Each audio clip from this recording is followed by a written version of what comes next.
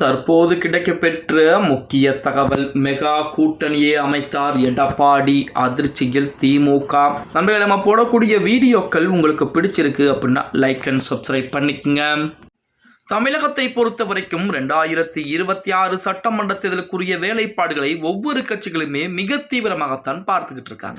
அதுலேயும் குறிப்பாக சொல்ல போனால் அதிமுக, திமுக போன்ற திராவிட கட்சிகள், அதாவது தமிழக வெற்றி கழகத்துடைய வருகையின் காரணமாக மிகப்பெரிய ஒரு சின்ன சர்க்கிளில் இருந்தாலும் அது தமிழக வெற்றி கழகத்தால் அதிமுகவிற்கு எந்த விதமான பாதிப்புகளும் வரப்போவது கிடையாது அப்படிங்கிற மாதிரி செய்திகள் தான் இணையதளங்களிலே உலா வந்து கொண்டிருக்கிறது. சரி, இந்த பிரச்சனையெல்லாம் ஒருபுறம் இருந்தாலுமே எடப்பாடி பழனிசாமி அவர்களை பொறுத்த வரைக்கும், அதாவது அதிமுகவின் பின்னால் எந்த ஒரு கூட்டணி கட்சியும் கிடையாது, பாஜக மட்டும்தான் இருக்கிறது என நிறைய நபர்கள் விமர்சனம் செய்ய ஆரம்பிச்சாங்க.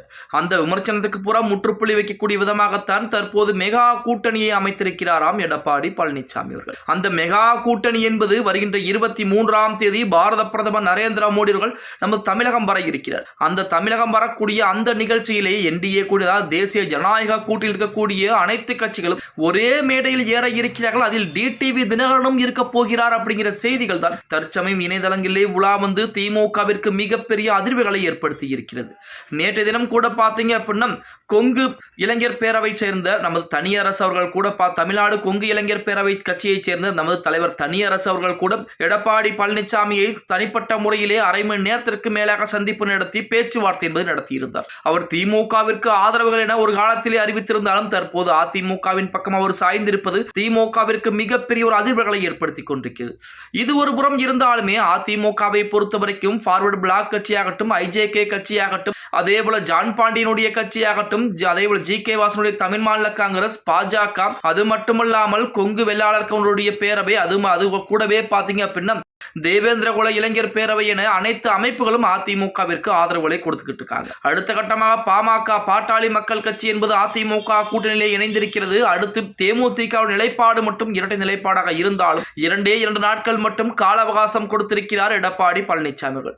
அதாவது 23ஆம் தேதி காலைக்குள் நீங்கள் கூட்டணியை உறுதி செய்ய வேண்டும், அப்படி இல்லை என்றால் தேமுதிக எங்கள் கூட்டணியில் கிடையாது என அறிவிப்பை கொடுத்து விடுவோம் என தேமுதிகவிற்கு மிகப்பெரிய எச்சரிக்கையும் 2 நாட்கள் கால அவகாசத்தையும் எடப்பாடி பழனிசாமி கொடுத்திருப்பதாக செய்திகள் என்பது வெளியாகிக் கொண்டிருக்கிறது. இன்னொரு புறத்திலே அதிமுகவை பொறுத்த வரைக்கும் 2026 சட்டமன்ற தேர்தலில், அதாவது தொகுதிகளை ஒதுக்கக்கூடிய வேளையிலும் அந்த தொகுதிகள் ஒதுக்கிய பின்பு எத்தனை தொகுதியில் அதிமுக போட்டியிட வேண்டும், அத்தனை தொகுதியில் அதிமுக வேட்பாளர் யார் யார், அதுவும் எடப்பாடி பழனிசாமிக்கும் அதிமுகவிற்கும் விசுவாசமாக இருக்கக்கூடிய அந்த நபர்கள் எத்தனை பேர் என எடப்பாடி பழனிசாமி அதற்குரிய வேலைப்பாடுகளை மிக தீவிரமாக பார்த்துக் கொண்டிருப்பதாக கூட செய்திகள் என்பது வெளியாகிக் கொண்டிருக்கிறது. 2024 கூட்டணி என்பது எதுவும் இல்லாத இருந்த எடப்பாடி பழனிசாமி 2026 மெகா கூட்டணியை அமைத்து விட்டார் அப்படின்னே கூட சொல்லலாம். ஓகே गाइस, வீடியோ பிடிச்சிருந்தா மறக்காம லைக் அண்ட் சப்ஸ்கிரைப் பண்ணிக்கங்க.